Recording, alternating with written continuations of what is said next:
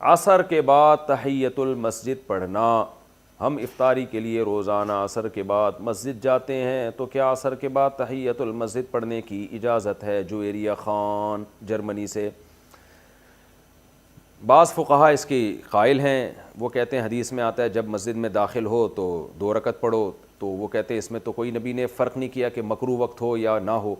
لیکن امام ابو حنیفہ اور فقہائے حنفیہ کہتے ہیں کہ مکروہ وقت میں چونکہ نمازیں پڑھنا منع ہے، تو یہ جو حدیث میں آتا ہے جب مسجد میں داخل ہو تو 2 رکعت پڑھو، تو مکروہ وقت کے علاوہ مراد ہے اس سے. وہ تو آٹومیٹیکلی وہ تو ایک عام اصول نبی نے ضابطہ بیان کر دیا کہ مکروہ وقت میں نماز جائز نہیں ہے، تو اس لیے اس کو الگ سے مستثنیٰ نہیں کیا.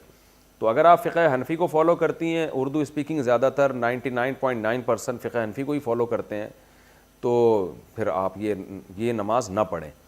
ایک فقہ کو فالو کرنا چاہیے، دوسرے پر اعتراض نہیں کرنا چاہیے. یہی طریقہ اسلام پر، شریعت پر چلنے کے لیے سب سے بہتر ہے. اور اگر آپ اختلافات کی بھینٹ چڑھیں گے اور بس میں ہی صحیح ہوں دوسرے غلط ہیں، تو پھر فرقواریت پھیلے گی. کیونکہ ہر فقیہ نے جو فتویٰ دیا ہے کسی نہ کسی دلیل کی بیس پہ دیا ہے. دلائل سب کے پاس ہوتے ہیں، فرق یہ ہوتا ہے کہ کون کس دلیل کو ترجیح دے رہا ہے، دوسرے میں تعویل کر رہا ہے. تو اسی وجہ سے عوام پر لازم ہے کہ ایک فقہ کو فالو کرے اور دوسرے پر اعتراض اور طنز نہ کرے.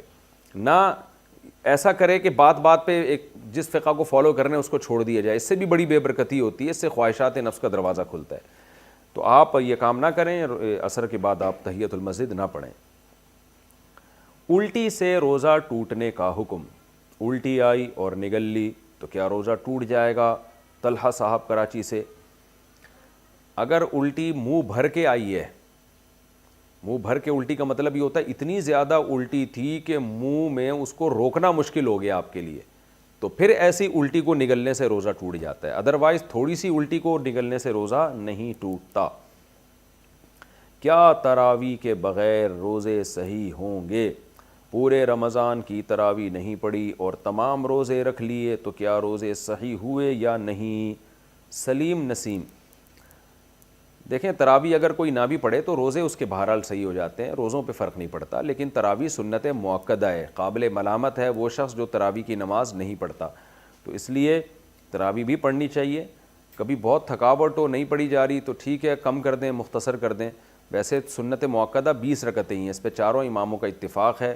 حضرت عمر رضی اللہ تعالی عنہ سے 20 رکعتیں ثابت ہیں، اور شروع میں اسلاف میں ہمیں 16 رکعتیں بھی ملتی ہیں، 20 سے زیادہ بھی ملتی ہیں. لیکن بعد میں جب تحقیق ہوتی چلی گئی تو چاروں امام اس پر متفق ہو گئے کہ کم سے کم تراویح کی رکعتیں 20 ہیں. امام احمد بن حنبل کا بھی یہی فتویٰ ہے جو امام بخاری کے استاذ ہیں، کہ امام ترمذی نے جو ان کا نقل کیا فتویٰ، اس کو تو یہ نقل کیا کہ 20 اور 16 میں اختیار ہے اس کو. 8 کا تو کہیں بھی نہیں ملتا، ہمیں کسی اسلاف سے نہیں ملتا کسی صحیح حدیث سے کہ 8 رکعت پڑھی ہو. موطا امام مالک کی جو ایک 8 رکعت والی حدیث ہے اس کو خود امام مالک نہیں مانتے، تو وہ مسترب حدیث ہونے کی وجہ سے وہ ضعیف حدیث ہے. تو موطا امام مالک میں بھی 20 رکعتوں کا تذکرہ ہے، اور بھی ہمیں بہت ساری روایات میں زیادہ تر میں 20 رکعتوں کا تذکرہ ہی ملتا ہے. اس لیے امت کا اس پر اجماع ہو چکا ہے کہ 20 رکعتیں. یہ اجماع ہونے کے بعد پھر اختلاف پیدا کیا ہے 20 سے کم، بعض لوگوں نے فتویٰ دیا کہ 20 سے کم. تو جب ایک دفعہ کسی مسئلے پر اجماع ہو جاتا ہے تو وہ قطعی چیز بن جاتی ہے، پھر اس میں اختلاف جائز نہیں ہوتا، کیونکہ صحیح حدیث سے یہ بات ثابت ہے کہ امت گمراہی پہ کبھی بھی جمع نہیں ہو سکتی.